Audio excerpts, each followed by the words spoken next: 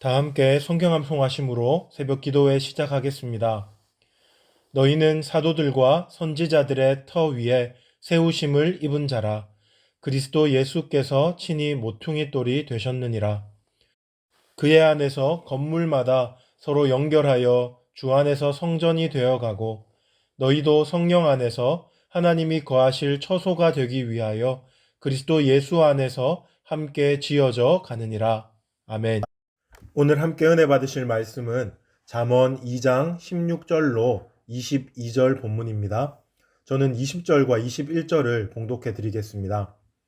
지혜가 너를 선한 자의 길로 행하게 하며 또 의인의 길을 지키게 하리니 대저 정직한 자는 땅에 거하며 완전한 자는 땅에 남아 있으리라. 아멘.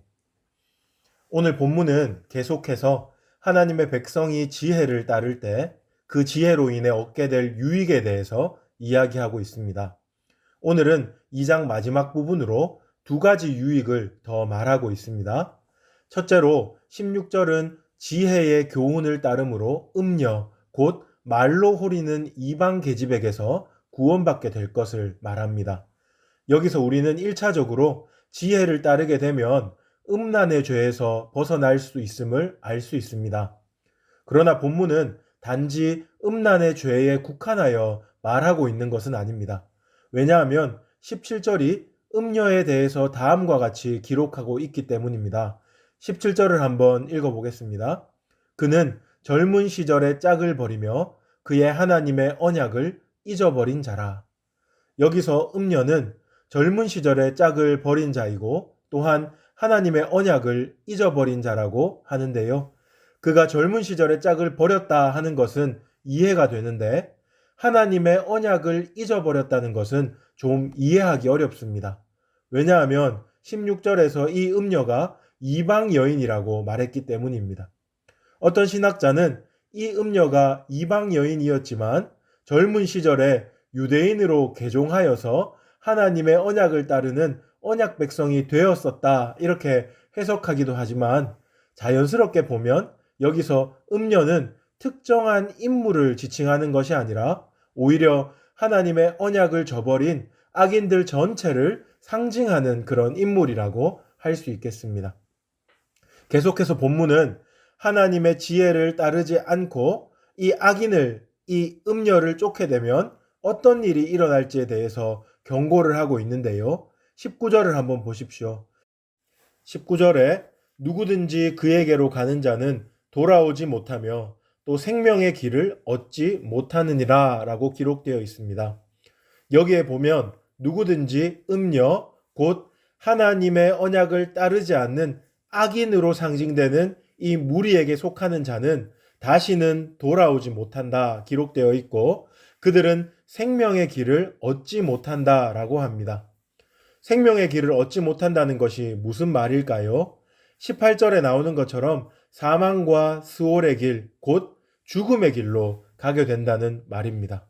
정리해보면 여기서 잠언 기자가 말하는 바는 아주 명료합니다. 지혜의 가르침을 따르게 되면 음녀의 꾀임, 곧 하나님의 언약을 저버린 악인들의 유혹에 넘어가지 않고 그리하여 사망의 길로부터 구원을 받을 수 있다라는 것입니다. 이는 지혜가 그 따르는 사람으로 하여금 누가 음녀인지 아닌지를 분별할 수 있도록 도와주고 또한 악한 유혹에 빠지지 않도록 힘을 주기 때문입니다. 우리도 신앙생활에서 이런 지혜를 구하고 사모해야 하겠습니다. 요즘 정보와 컨텐츠가 넘쳐나는 세상을 살아가고 있는데 이러한 세상에서 무엇이 우리의 신앙에 유익하고 선한 것인지 또 무엇이 해롭고 악한 것인지를 잘 분별할 수 있어야 하고 악한 것들의 유혹을 뿌리치고 이겨내야 합니다. 그러하기 위해서 하나님의 지혜가 꼭 필요하다는 것입니다. 하나님의 지혜가 우리와 함께 할 때 우리는 능히 승리할 수 있을 줄 믿습니다. 계속 본문을 보십시다. 20절에는 지혜를 따를 때 누리게 되는 마지막 유익에 대해서 소개하고 있습니다.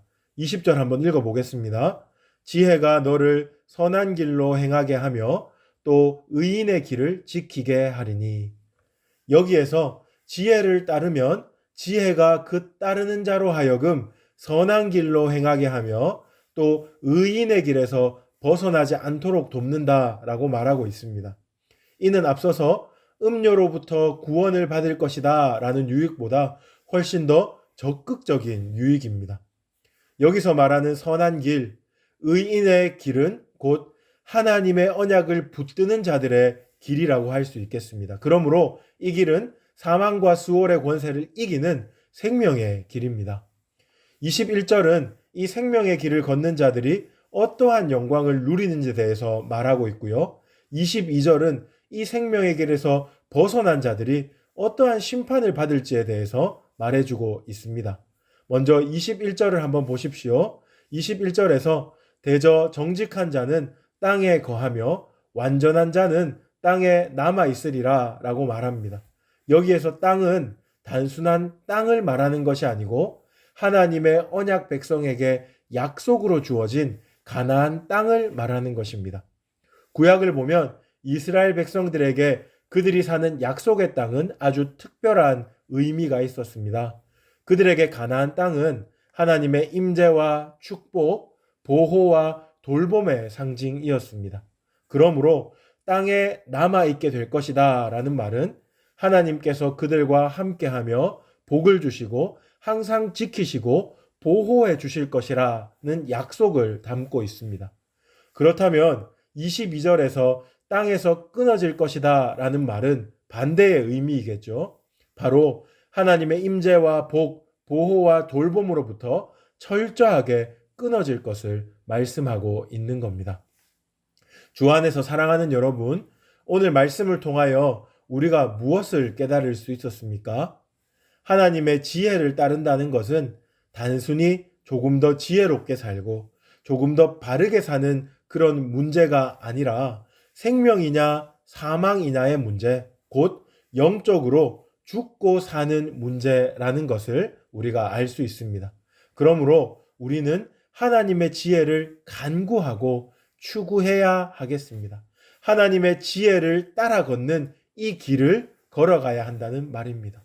하나님께서 하늘의 지혜를 부어주시기를 간절히 사모하십시오. 그리고 삶의 자리에서 어떻게 하면 하나님의 지혜의 가르침을 따라 살아갈 수 있을지 고민하며 또한 그러한 삶을 살기를 힘쓰고 애쓰고 추구하는 우리 모두가 되기를 주님의 이름으로 축복합니다.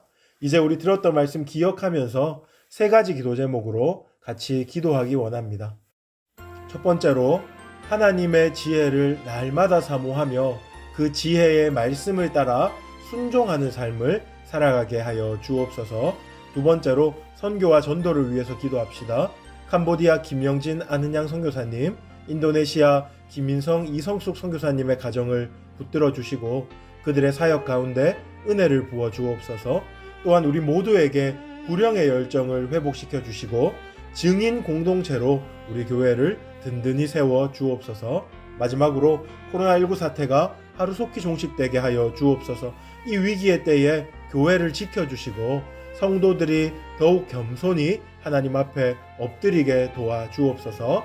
나눈 기도 제목과 또한 여러분 가지고 계신 기도 제목 가지고 우리 주여 부르짖고 합심으로 기도 시작하겠습니다.